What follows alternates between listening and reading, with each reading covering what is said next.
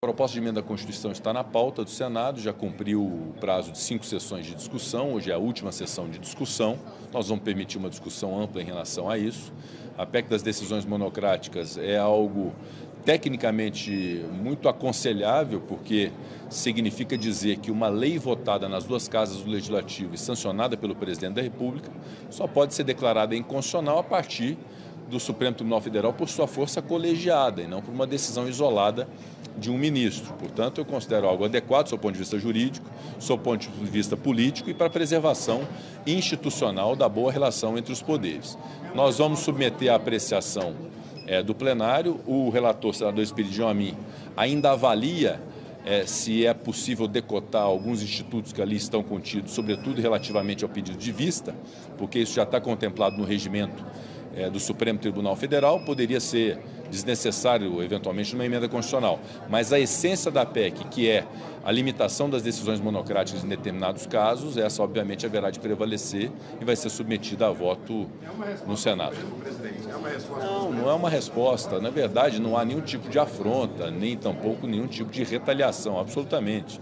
Eu sempre fui um profundo defensor da institucionalidade, da boa relação entre os poderes, um defensor do poder judiciário e da sua importância para a democracia. O que nós estamos buscando fazer no Congresso Nacional é o aprimoramento da legislação e o aprimoramento da Constituição Federal, justamente para poder garantir que os poderes funcionem bem. Então, quando nós discutimos a limitação das decisões monocráticas, como quando discutimos, na semelhança do que acontece em diversos países, o mandato de ministros do Supremo Tribunal Federal, não é uma afronta ao Supremo Tribunal Federal, como não é uma afronta política e à nossa casa, quando nós discutimos a limitação do fundo eleitoral, quando nós buscamos regular essa questão orçamentária quanto às emendas parlamentares, quando discutimos o fim da reeleição, que é um tema que hoje tem sido e ganhado corpo aqui no Senado Federal.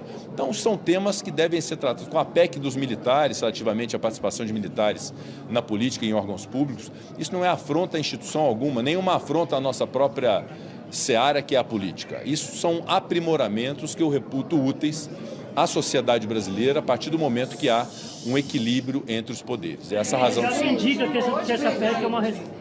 Há quem diga que essa PEC é uma movimentação eleitoral também, já pensando nas eleições de Minas Gerais, nas eleições do Senado do ano que vem aqui. O que o senhor tem a dizer? Não, essa é uma questão muito mais ampla do que qualquer interesse eleitoral de alguém, meu ou de qualquer outro. Esse é o papel do Congresso Nacional.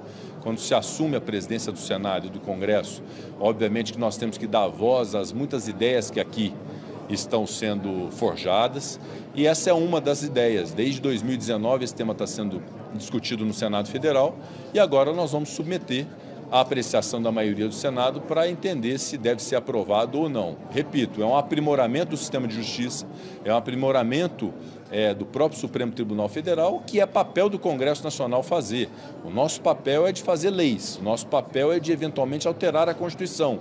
Nem sempre nós estamos certos, por isso que há o debate, por isso que há o debate em duas casas, em 2 turnos, mas nós estamos fazendo um papel de absoluta boa intenção e não há nenhuma intenção de cunho eleitoral nisso, muito ao contrário. O nosso papel nesse momento é político e não eleitoral.